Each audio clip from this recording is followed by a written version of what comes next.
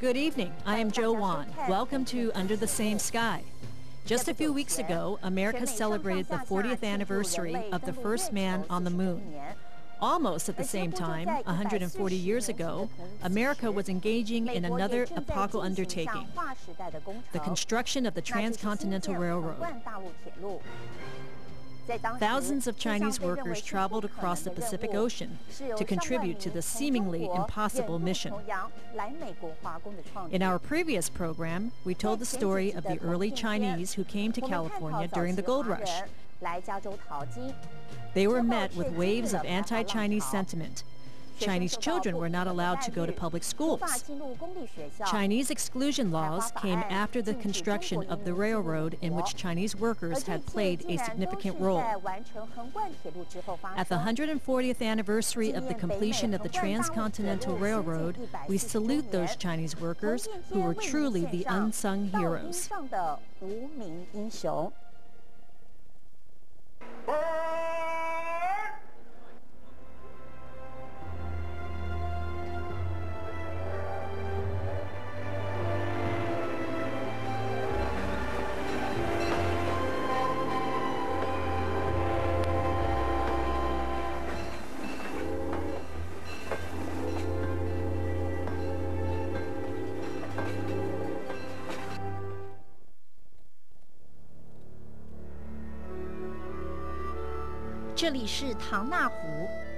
This is Donner Lake along Interstate 80 toward Reno, Nevada. At the Donner Pass, there stands a steel monument buried in weeds. The inscription says, 12,000 Chinese laborers worked arduously to complete the Transcontinental Railway. That's one small step for man, one giant leap for mankind.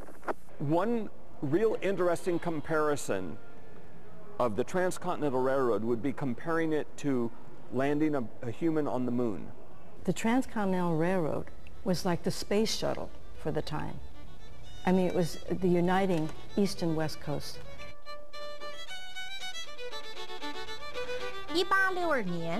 In 1862, during the Civil War, Congress passed a bill to encourage private investment in railway construction connecting the East to California. The Union Pacific Railroad Company was contracted to build the eastern section starting from Omaha, covering a shorter distance on relatively flat terrain. The western section was contracted to Central Pacific Railroad Company. The railway starts from Sacramento and cuts through hazardous terrain such as mountains and deserts.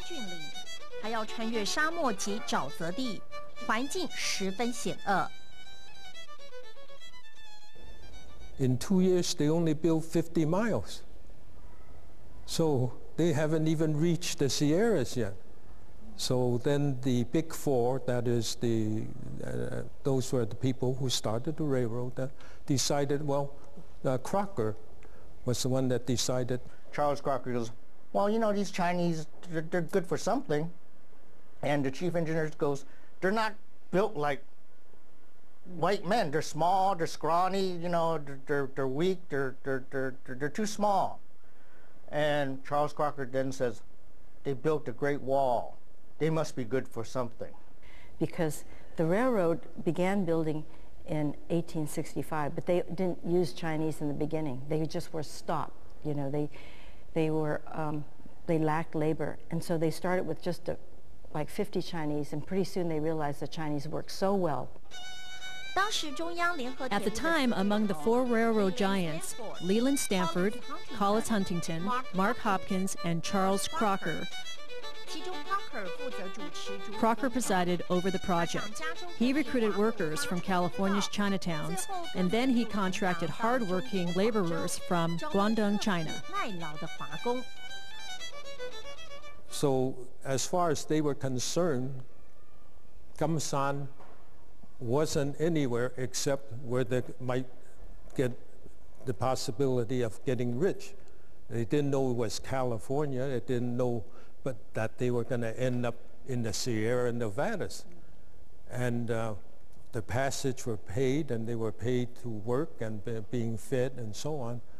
That was better than starving in China. So they took the risk to come to the Golden Mountain.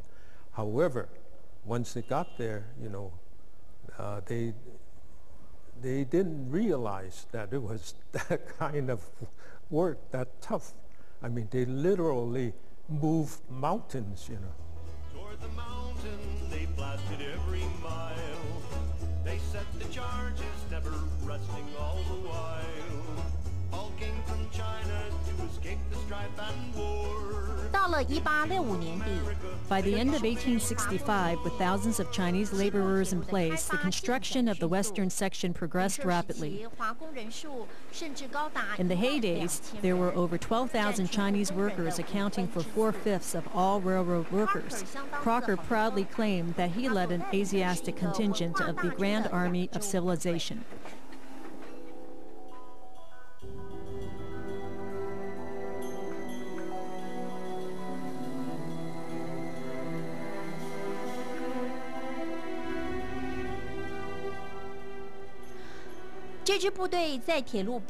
This army faced a tremendous challenge as it moved in toward the Sierra Mountains in Nevada.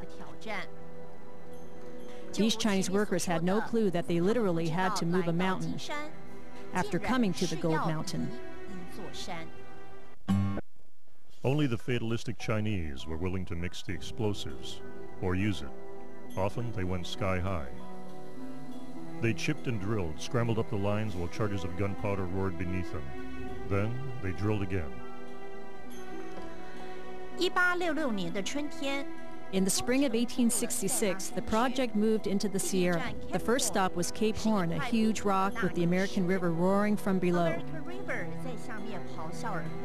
To dig a railroad on the cliffs, records indicate that the Chinese laborers lowered themselves in suspended bamboo baskets, beating and drilling the rocks with hammers while suspended and placing explosives inside the rocks. 悬空用铁锤一点一滴的敲打，然后在岩壁中放置炸药。 One of the things that is very commonly told is about the Chinese hanging in baskets in the construction of the railroad around Cape Horn. It's a wonderful, compelling image, and I understand why people really love that idea. The problem is, it doesn't appear to have happened. In recent years, there have been controversy over how railroads were built at Cape Horn. Some historians believe that the 70-degree angle at Cape Horn made it impossible to lower bamboo baskets. The swinging motion of the baskets would be too life-threatening. However, some Chinese scholars held different views. Despite the fact that, you know, we can certainly, Cape Horn was solid granite, right? Yeah. And how are you going to put a railroad bed, literally a bed 20 feet across, 24 feet across on part of the mountain? Mm-hmm. So you're still going to have a lower Chinese somewhere, set the dynamite charge, take it off, bigger hole, go back down, bigger hole, so enough you put a foothold for a crew down there, right? Getting through Cape Horn, Crocker's army encountered another obstacle at Donner Pass.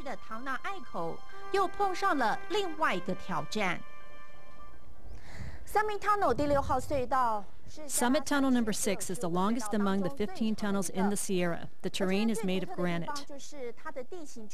Imagine how the Chinese laborers chiseled through the rock by hand.